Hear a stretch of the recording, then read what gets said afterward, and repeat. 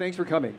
Claudia's the chief scientist at Dstillery, and I'm with Lenovo. My name's Ed Suhu. One of the things is I wanted to kick this off is that years ago I was here in New York doing a conference on internet marketing. This is around year 2000. The topic was one-to-one marketing. My comment as I was speaking at the engagement was, what a bunch of hooey.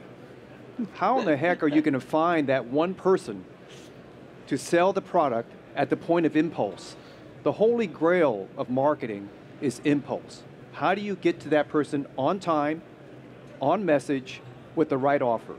So one of the things as we fast forward into this new world of better hardware, better networks, so what? What is the compelling big data collection of information that is going to be collected, sifted, analyzed, and then drive machine learning algorithms to really deliver the product, the message, and the offer on time?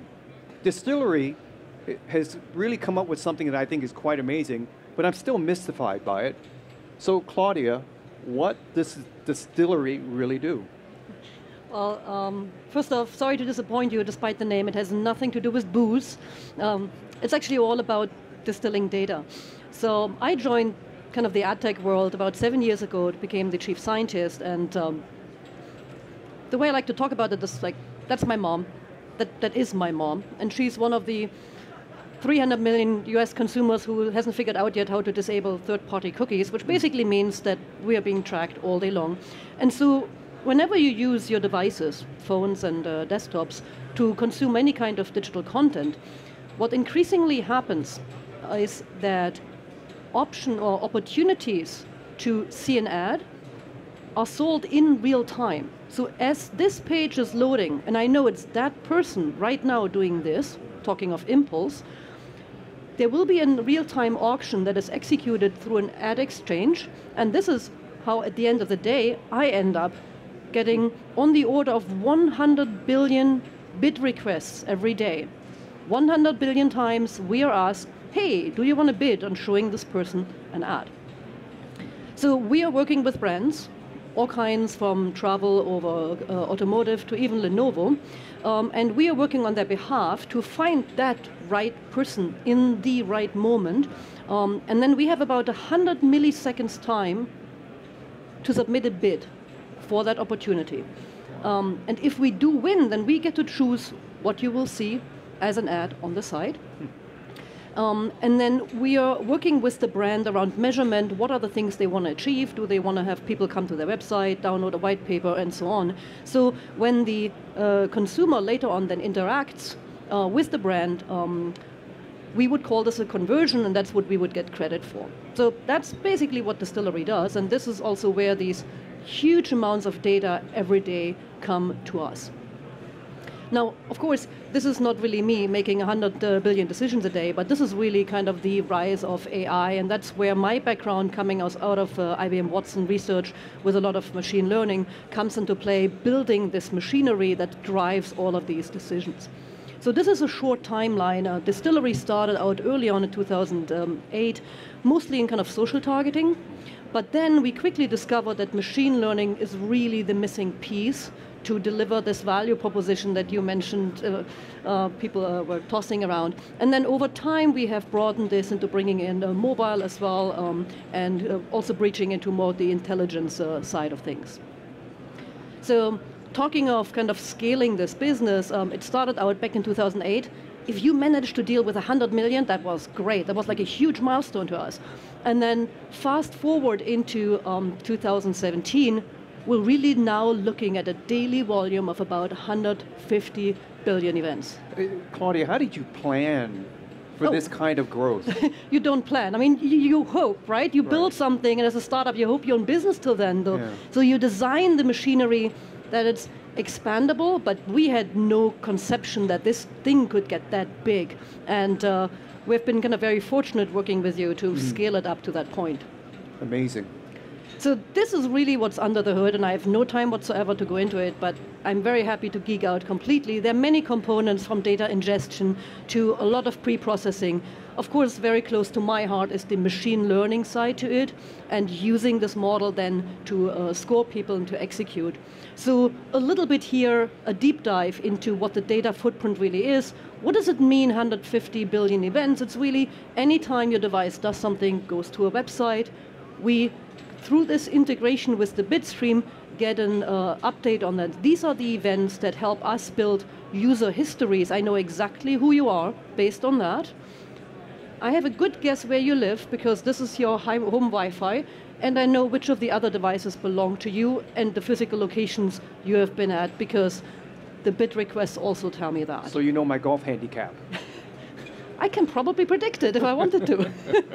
So this is the various data sources that play into this. And then ultimately what we do is that we build these predictive models for all of our clients. This is one for Microsoft Azure, for people who sign up for a free trial. And this is a fully automated stack that builds on the order of 10,000 predictive models every day. What kind of surprises did you get coming from as an outcome from these different machine learning algorithms? So a very little story, and I talked about this at a previous strata in the keynote about all of a sudden my models got really good. Like really, really, the performance doubled. And when we started looking underneath, what we identified is these were actually not people, because you can't really predict people that well. They were all bots that were committing some form of ad fraud, conversion fraud, and click fraud. Of course, they're easy to predict, but arguably not who you wanted me to reach. So that was one of the things where we had to do some adjustments to the system to account for bot traffic in the process. So here's one of these models when you actually look a little bit under the hood, what's going on. This model predicts, based on your digital activity, the URLs you go to, the likelihood that you will show up in person at a Mercedes-Benz car dealership. And these are the highest scoring URLs. And what you see here is like, yeah, there seems to be some truth to the fact that people buy cars after buying real estate. Like now you have this nice house with a garage, you can finally get the expensive car. You see competitive research. You also have some appearance of very upscale fitness. I'll leave it to you how that correlates with expensive cars. Mm-hmm. And guess what? The easiest to predict that you go to a car dealership if you work there. Huh. So you also have the dealership employees doing some kind of lead gen in here. So it's kind of really cool to look at that. So, you can process offers in 100 milliseconds or less, and the business model is around serving ads, and I think that's great. How did this discovery of enriched data insights, how did that change your business model, or has it?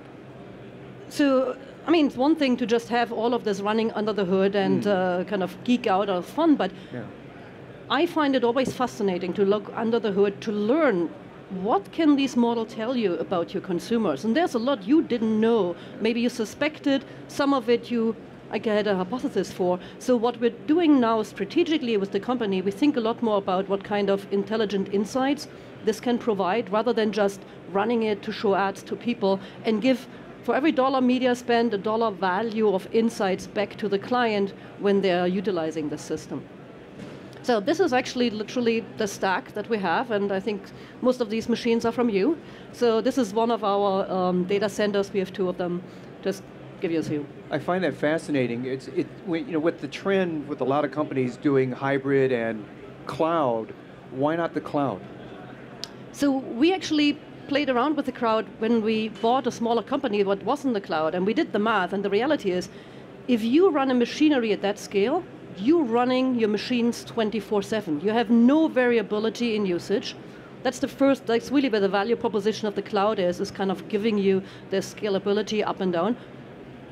These models are estimated 24/7. We have the data stream coming in 24/7. And in addition, at the time when we made these choices, if you deal with about 1 terabyte of data a day, the storage costs on the cloud, if you want to build these very elaborate histories, is really prohibitive. And I'm not sure that has changed much, but so we made a very conscious decision for that growth to own our own hardware.